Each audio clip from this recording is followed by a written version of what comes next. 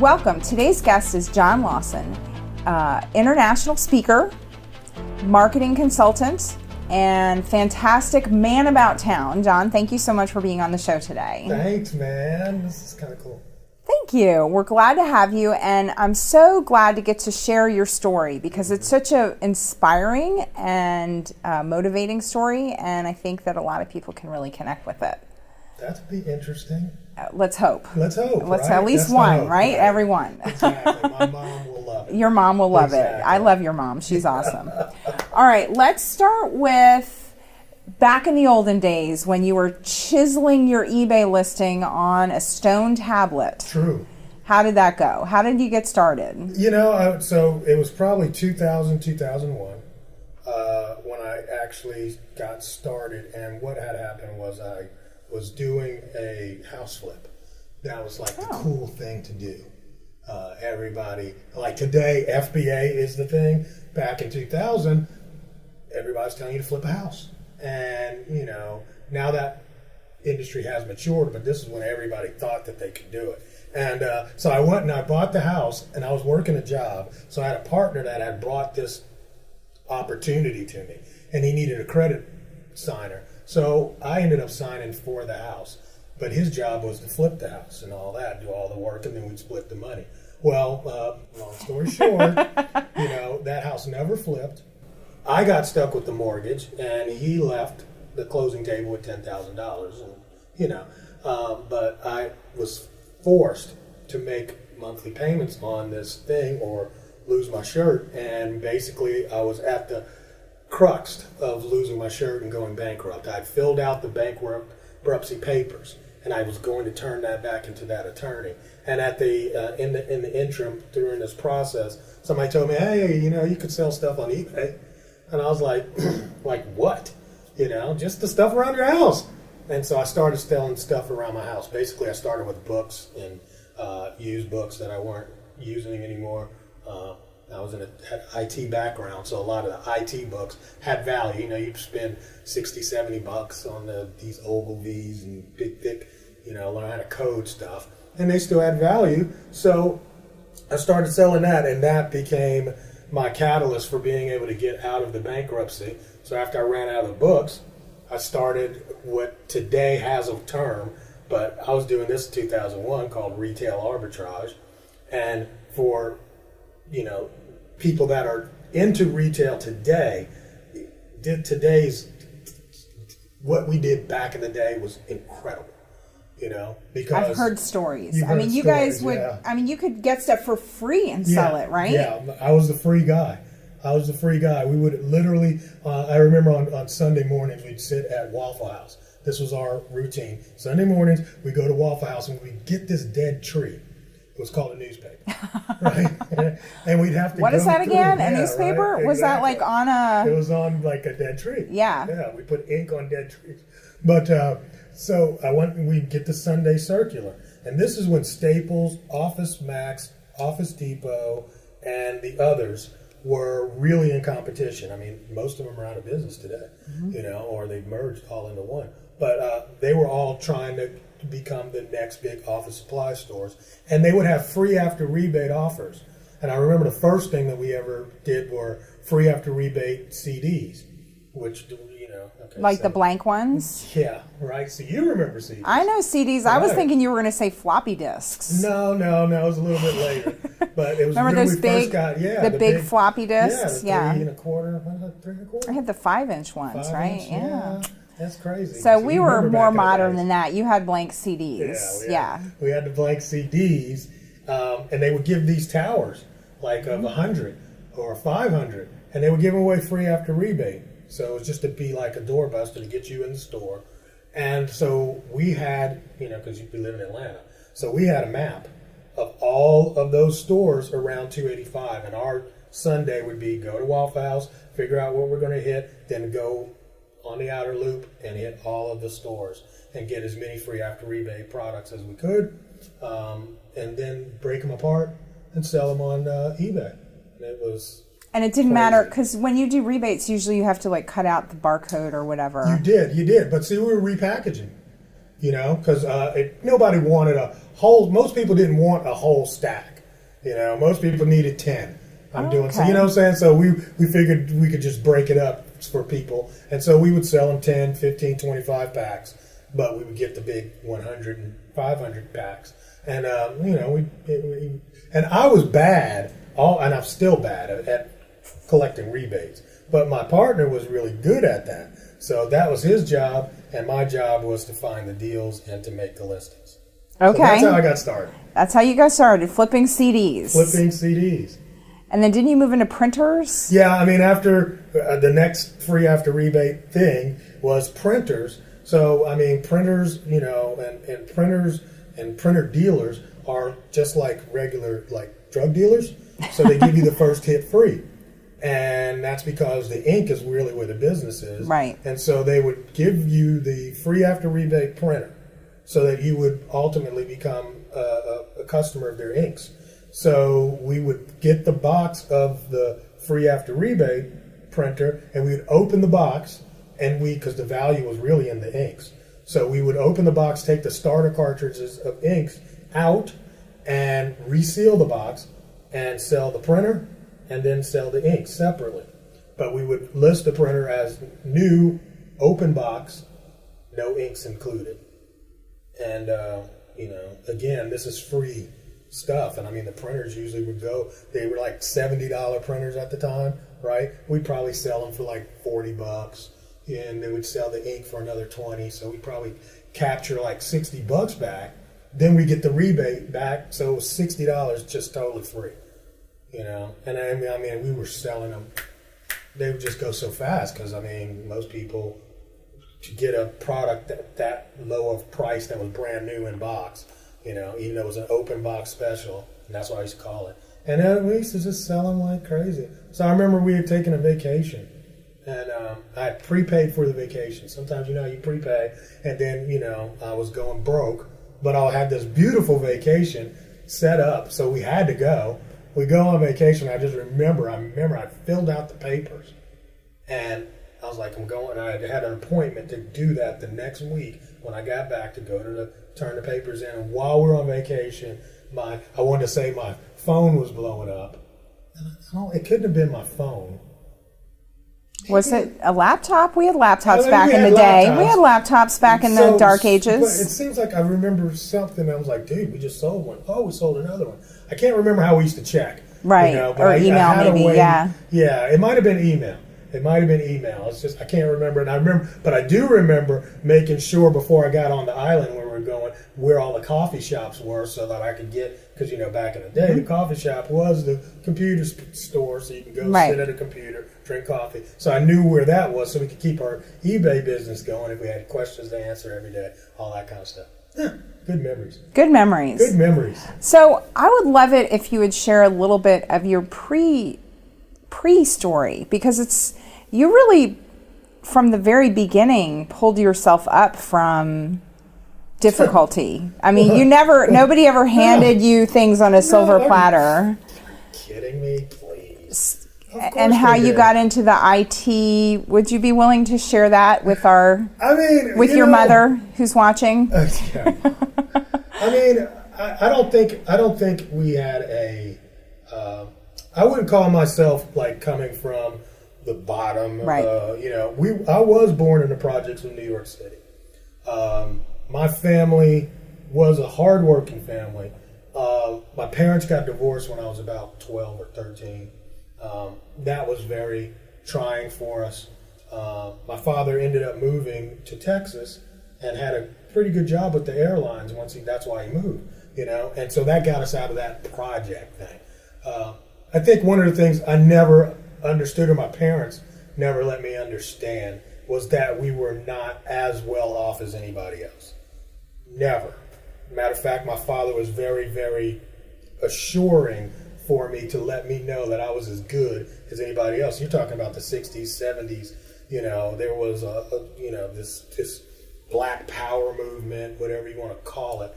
Well, I think that's exactly what it was called. Right, yeah, exactly. That's it. Right. But I mean, he was very instrumental in that movement, and he instilled a lot of pride in me from day one. So even though we didn't have what, the people maybe in the suburbs had, I never felt a lack of anything. I really just kind of didn't. But I think, looking back on it now, I mean, it's like, yeah, I didn't have any kind of silver spoon, but I always had this. I was always a smart kid. Everybody used to say, oh, he's a smart kid. Matter of fact, my teachers would tell me, oh, you're a smart kid. So smart that I just ended up dropping out of high school. That's how smart I was. Not very smart, right? But the last 2 years, I just didn't feel engaged. I was totally not engaged. And again, looking back, I recognized that I was totally an entrepreneur. I was always very entrepreneurial. And the things that I was being directed and driven towards by institutionalized education had no room for being an entrepreneur, which sounds weird today, 2017. Like entrepreneurs are, we're hot. Oh, it's so cool. You run your own business. Oh, back in the day, you run your own business. Oh, you're a bum. Well, why can't you get a job? And so it was a different environment. But to be an entrepreneur today, it's like, wow, that's pretty cool. It is, although I feel like the term entrepreneur is a little bit like everybody's an entrepreneur, yeah. But anyway, we don't want to get into that. Oh, why not? Everybody thinks they're an entrepreneur. Everybody thinks they're an entrepreneur. Right. Which is not, we have to get in here. But the deal is, I just came back from a third world country, all right? And I sat at a coffee shop, and I'm looking on the street, and there's a man walking around, he's selling paintings. There's another man, I'm eating breakfast, and another man comes up to me, and he's selling buttons. And then another guy comes over, not to me, but into the area, and he's trying to take your picture to do something else. And I'm like, you know what? Everybody here is an entrepreneur. Mm-hmm. By design, you have to be. You worked your way into this great IT career. Yeah. Flipping houses was not for you, and then you worked your way into eBay. Yes. At what point did you decide to say bye-bye to a job? Okay, so 2001 is when I started. And around 2003, I started saying, man, if I could get away from the plantation, because you figure it like this, you're working 8 hours plus on other people's stuff. And you can't work on your own business. In my business, I'm working my business in the evenings. A lot of you guys have done that. You get off at 5 and you eat and feed the kids. And from 8 or 9 until 1, that's your time you're running your business. And that's what I was doing for years.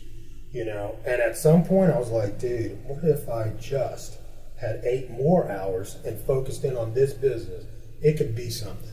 And so in 2003, I started planning, and I said in 2004 I was going to do it. I said I was going to leave in February of 2004, and I ended up not leaving until September, just because things happen, you get scared, and it's just what? weird. You got scared? Well, no. You get a little bit, you just get this trepidation. It's like I want to get all ducks in order, and I had planned. I had it planned out. Now, I didn't just walk off my job. I knew exactly how much money I needed to do what I'm doing and sustain my life. So I had narrowed it down to, look, I don't need to drive to work every day. I don't need to pay for gas. I don't need to get cleaning of my clothing. I don't need to buy these new clothes all the time. I don't need to eat lunch So I'm cutting everything. And I'm getting the bare minimum that I need, and I knew exactly how many items I need to sell every day to sustain my life. That was the one planning thing I think everybody needs to do. Before you walk off the job, you need to know exactly what the hell you need, because if you don't, this business is like, it's a roller coaster. I don't care what you're doing today. What are you going to do tomorrow, right? There's always something around the corner. And your competition is constantly watching you. There's nothing you're doing that nobody else can't duplicate. Nothing. Right? Well, maybe you. Yeah, right, exactly. I'm the unique, I'm the unicorn, right? But I mean, and it's so transparent. the world of e-commerce is very transparent. And so it doesn't take very long or very hard. And matter of fact, there's solutions to look into your business. Right. There's software that'll just spit out everything you do for somebody else. Exactly. Yeah. So it's like you got to be prepared. So part of that preparation for me was knowing how much I need to make every day before I walked off that job. And also, you actually lived on less initially. Like that's, I think, a transition a lot of people don't understand, that they might have to live on less when they're solo. Yeah. You don't start off with your trip to India. Yeah. Peanut butter and jelly sandwiches for me. So you left your full-time job, you started out on your own, and then of course the eBay business became less easy. You couldn't get inventory for free. How did your business evolve? Well, at some level I realized that I wasn't a business. I wasn't a hobby necessarily, but I realized I wasn't a business, I was a job. So you had essentially created my own job. Your own job, which I think is a valuable thing to do. If you don't want to work for somebody else, you can create your own job. Yes. So how did you shift from kind of realizing that? How did you have that realization? I'm a pretty competitive and driven person. And when I would see other people doing certain things, I am the kind of guy, I'll be like, what you doing? How you get you? I mean, we were just in a break, and I'm asking the camera people and the lighting, and I'm like asking them, well, how's that work? That's just kind of how I am. And so it was talking to other large sellers on the platform that let me understand that I was different than them. They were running business, and I was just, and I'm not saying it to belittle it, but it wasn't where I thought I was. I was like, oh, I'm a business owner, I run a business. It's like, dude, you got a job. And if you want to grow, you're going to need processes. You're going to need the understanding to be able to expand the business beyond just you. So you start to see the distinction between working in a business and working on a business. I hear people say that. I don't know what that means. Okay. You know what I mean? I think that's hyper bullshit. I don't know anybody. Hey. I'm not. But you're quoting a saying. Right. Right. But if you sit back and you think about it, because I believe you run a business. Right? Yeah. So do you ever work on it and not in it? Not really. I'm always working in it. I guess it's like in levels and what you're working in. Right. I see where you're pointing. Right? You know what I mean? It's like, like the president, when he was in the business, I'm sure he worked on the business. Right. But he was at the office of the business, Trump Tower is the business. He's sitting in there. He's working on the business in the business. You know what I'm saying? So you're always, to me, at some level, but you're what you are doing is more of a higher level of understanding. You're looking at a lot of moving parts, and your job is to make sure that those parts still keep moving. And that's a required thing to be in the business to make the regular business run. Anyway, I'm getting.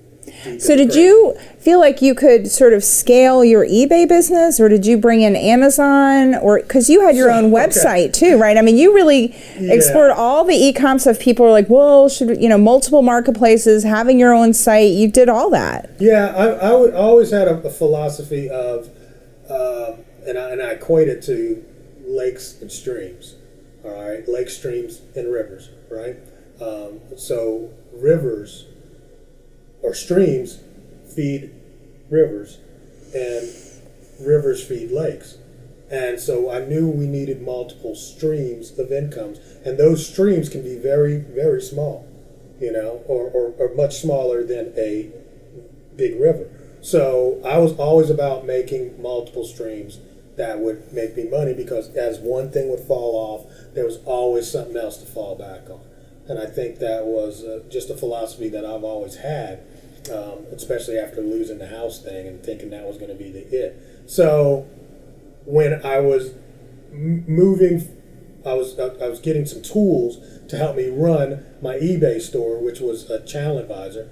shout out to them guys, man, because back in the day, they were the only game in town, and they were very helpful with helping me understand process. And at the time when you joined their program and used their solution, they also had a store. So I was like, oh, well, it used to cost $10,000 to put together a store. Yep. And today, you can do it with a Shopify, $35.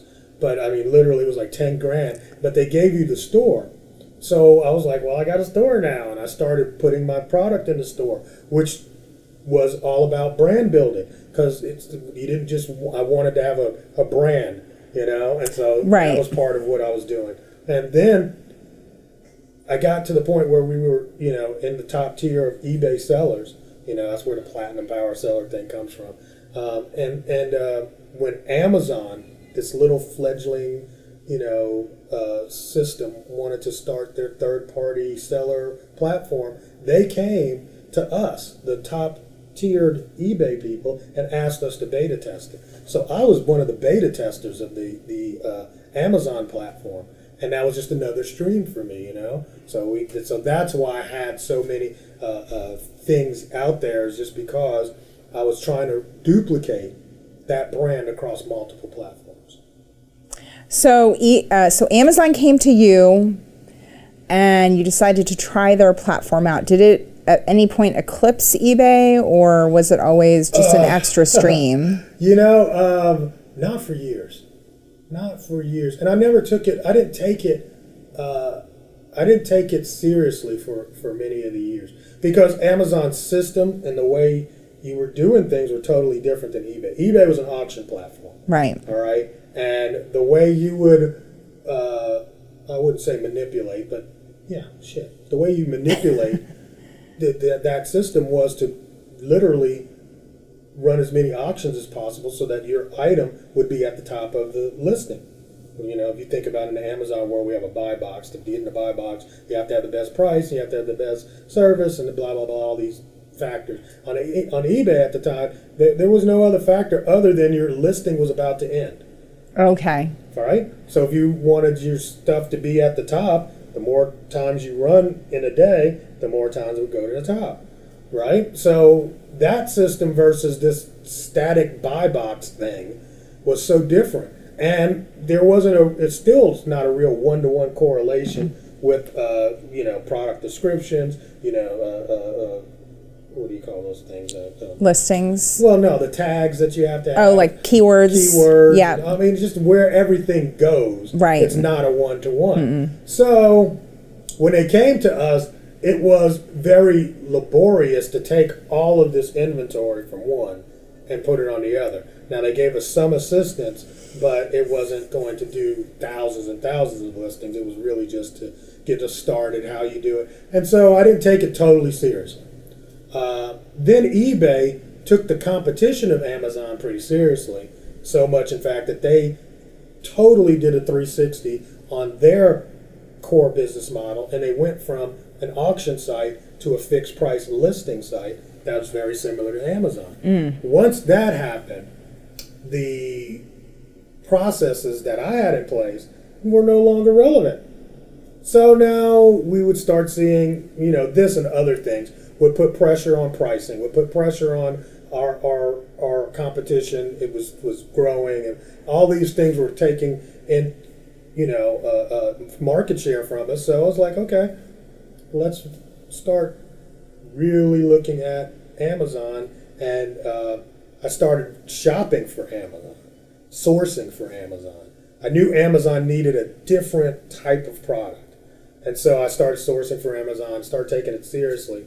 And then it was like on parity, like 50-50 here. But then something happened. 2008 hit. That wasn't that bad. 2009 was really, really atrocious.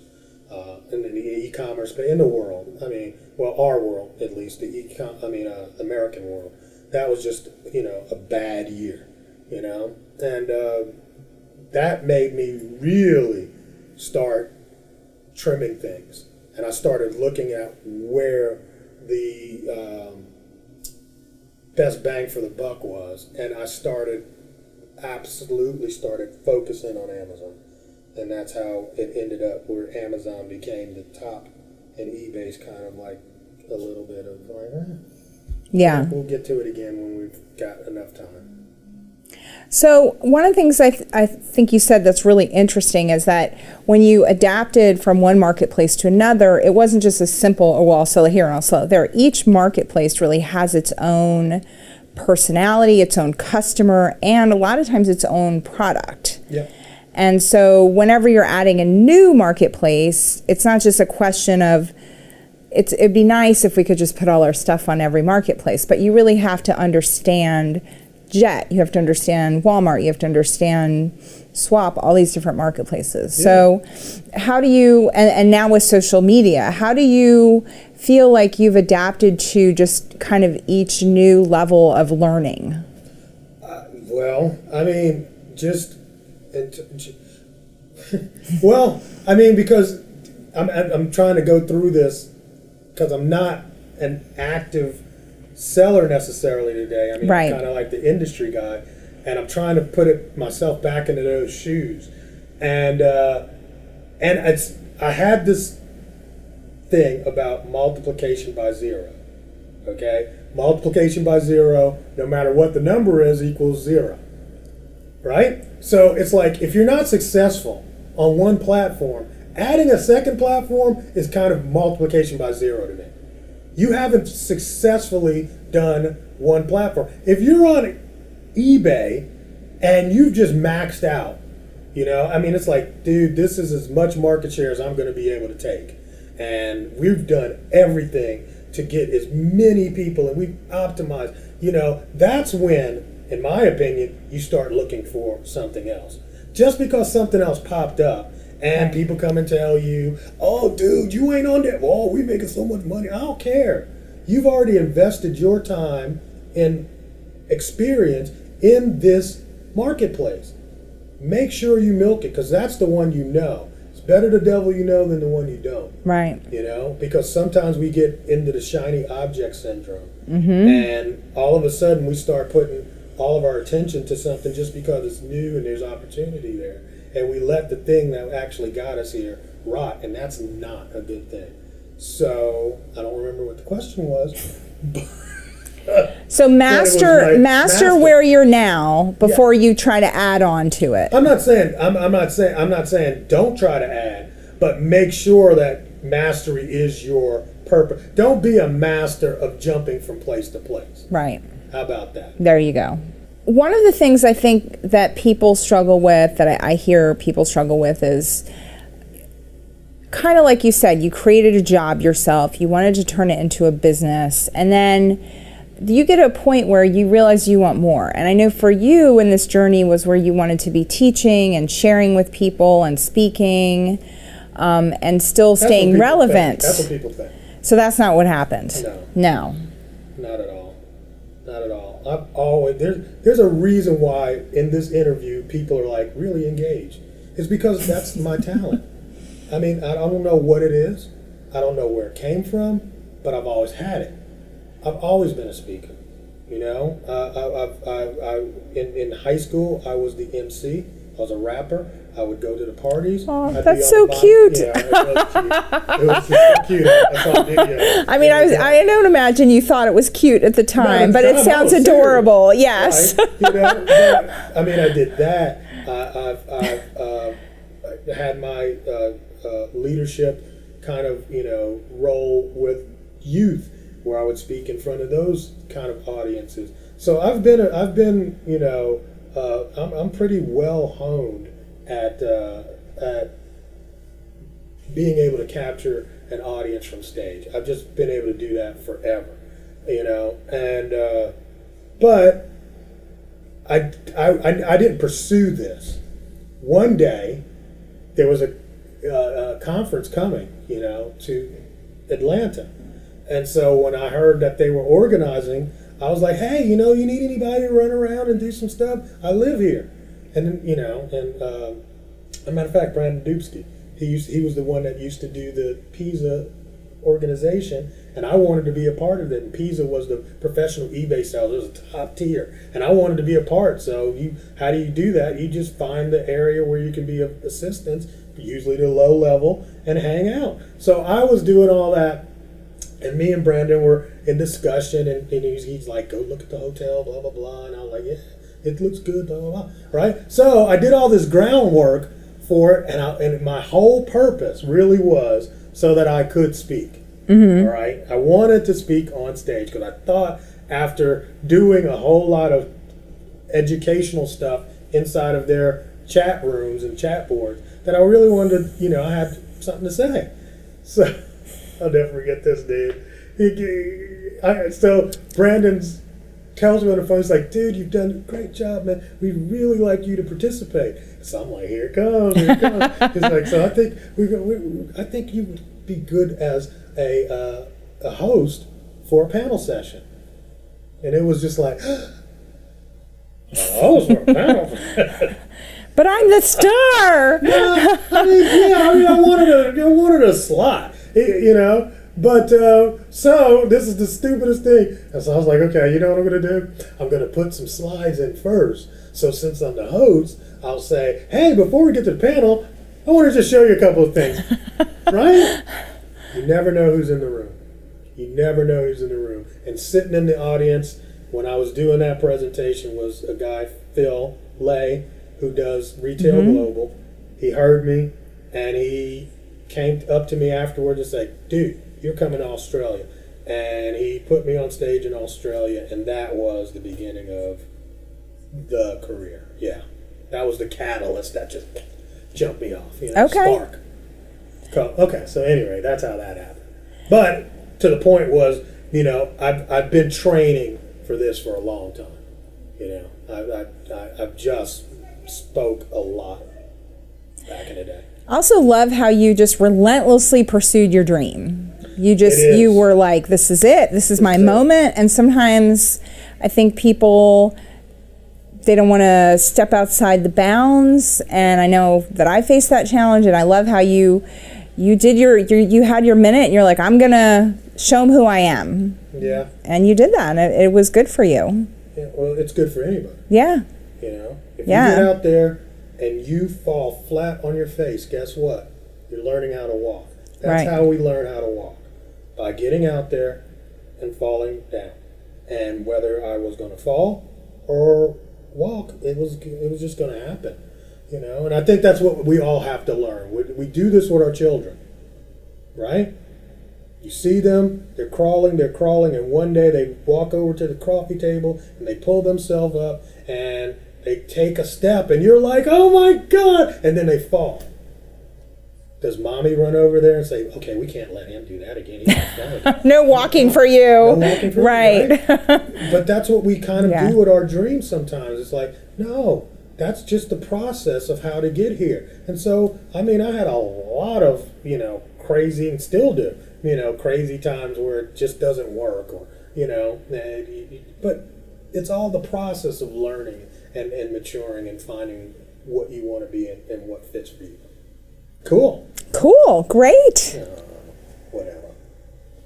Thank you so much for being our guest today. Really? I didn't give any value. Of course not. We just had these cameras and thought you could burn them out for us. I gave zero value. We have to take a break, so I don't know if we're done or not. No, we're done.